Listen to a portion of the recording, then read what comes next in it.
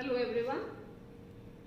This is another video of the anomalies related to the development of inferior vena cava. Here you can see the normal development of inferior vena cava, and this is the right atrium where the terminal part of inferior vena cava, that is the right hepatocardiac channel, is entering into it.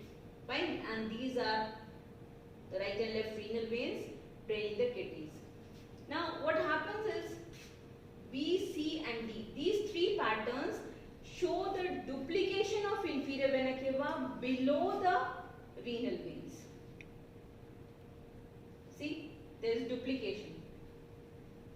Means the entry point of the inferior vena cava changes either directly into the inferior vena cava of the right side or into the left renal vein. Similarly, here also there is no communication, but two separate vena cavae are entering. So this is duplication of inferior vena cava. Then this becomes left-sided inferior vena cava, where the right side has retrogressed and the left side is only persisting. So this is inferior vena cava of the left side.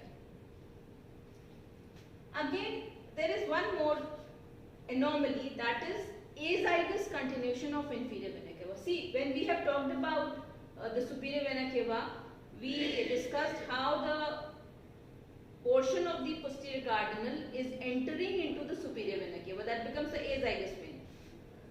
Now this azygos continuation of inferior vena cava this is the normal pattern. This is right hepatocardiac subcardinal anastomosis which is present here, and that is how the normal pattern is. This one is the azygos vein that enters into the superior vena cava. But in case of azygos continuation, this portion, that is the right hepatocardiac subcardinal anastomosis, is missing. See, this portion is missing, and that is why inferior vena cava directly enters via the azygos vein into the superior vena cava. Fine.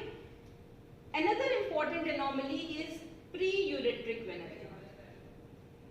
In this, the ureter is normally lying, pre-ureteric is inferior vena cava lies posterior to the ureter, but pre-ureteric is when the inferior vena cava comes in front of the ureter, and that happens because the infrarenal part develops from the subcardinal vein instead of the supracardinal vein.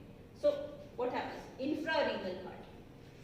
This infrarenal part is developing from the supracardinal normally, but instead of the supracardinal, it develops from the subcardinal one, right? And because of the subcardinal part, it becomes pre-ureteric. That is, inferior vena cava comes to lie anterior to the ureter. It hooks around and then enters. That is how the pre-ureteric vena cava is. I hope I made it clear. Thank you.